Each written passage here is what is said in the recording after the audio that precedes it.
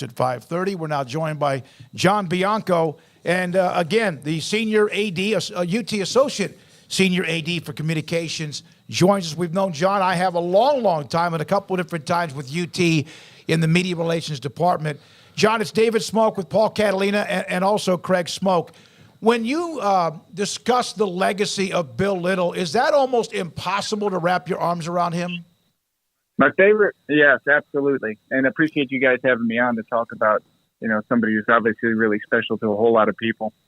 But people ask me, what's your favorite memory? And I like every conversation I've had with him every day. So yeah, it's really hard, especially, considering working at a place like this and the fact that the position he has here and his love for this place, his passion for this place, and he lived it every day. So it's really hard to put into words his legacy.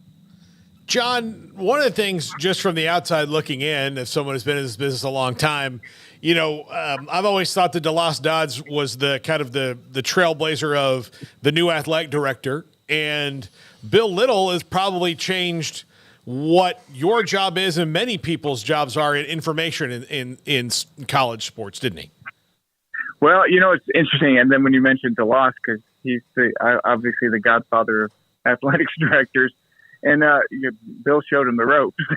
So that's how long he's been around here. But from his standpoint, the thing that I do think is really cool about Bill is that how he adapted to how our industry changed over the years and how he was, so open and willing to find new ways to tell stories. But at the end of the day, the lessons I learned and the things I think about with everything I do from Bill is relationships and caring for people. And he was the best listener I've ever been around. So those are things that you obviously can't do with an AI instrument or analytics or anything like that. So at the heart of it all, the lessons that I try to pass on to people in my office that he passed on to me was just watching how he worked with people. And he was multidimensional. He wore a lot of hats, didn't he, John? Oh my gosh. Yes. Analyst, radio broadcaster, analyst, pitching if there was MC needed at any time, and virtually speaker at every event. So there's a ton of different hats, and he kind of moved around in different, expanded his position while he was here, even doing some things back in the day that would be considered marketing and branding. There's never been a better brand ambassador for the University of Texas than Bill Little. So he crossed into a lot of paths to the, Mac Brown's communications guy, DeLoss Dodds' communications guy, administrator over the entire media relations department, and then adding in, the extensions of some of the brand initiatives back in the day and things. So yes, he wore virtually any hat you gave him, he'd put it on and do it in a first-class manner.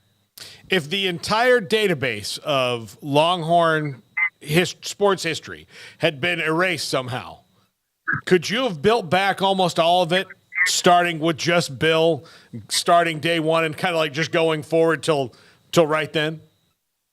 Boy, I'd be in big trouble if it did, unless I had all of my emails on a USB stick. Because one thing I have done, because if somebody asked a question that I didn't easily know the answer to or didn't know where to look, he was a phone call away or a text away, and if he didn't know it immediately, within 5 minutes, he'd be back with his research. And I have all those emails, all those texts, and I've kept them, screenshots of them.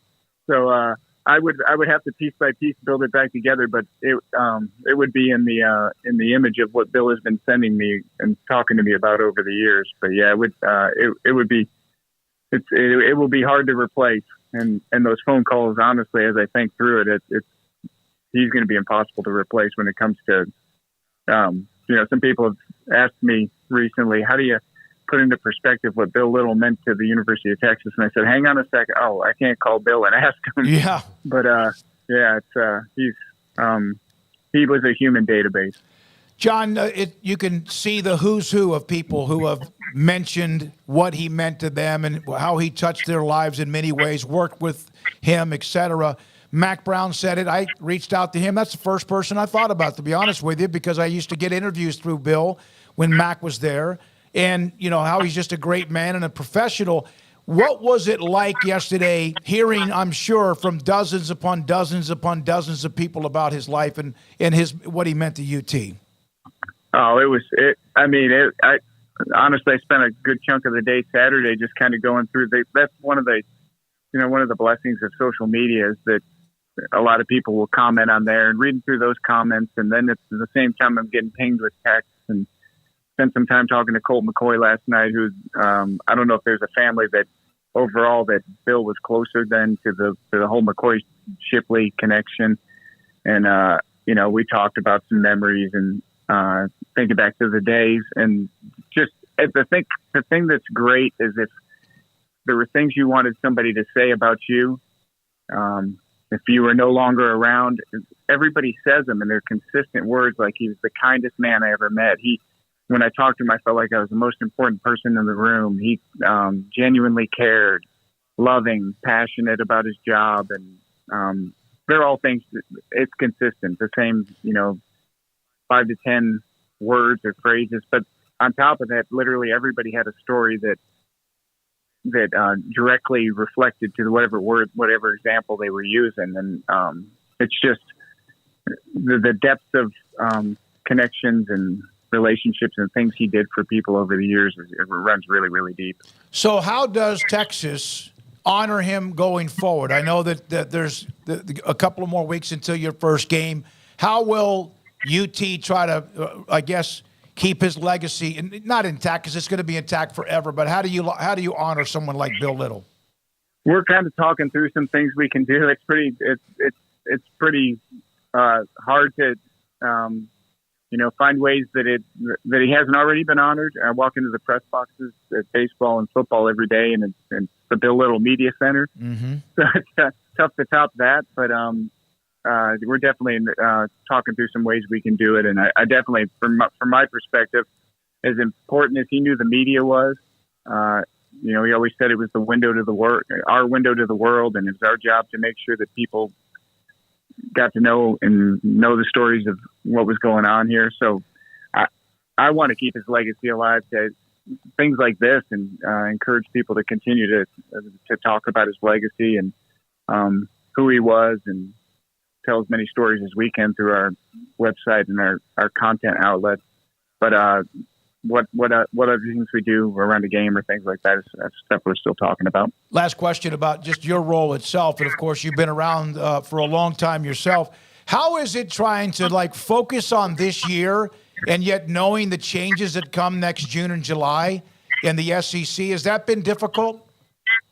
I don't think so, only because I think a lot of people here know that they want to finish the Big 12 the right way and win as many championships as we can. So pretty laser focused on that.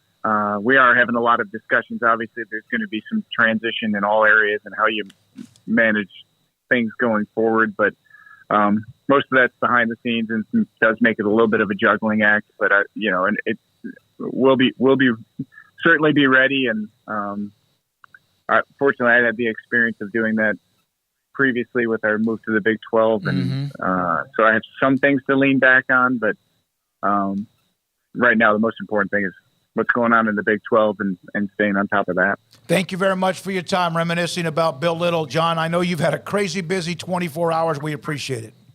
I appreciate you guys having me on. I appreciate you talking about Bill. Yes, sir. John Bianco, Texas Associate Athletic Director for Media Relations Communications at UT. Yeah.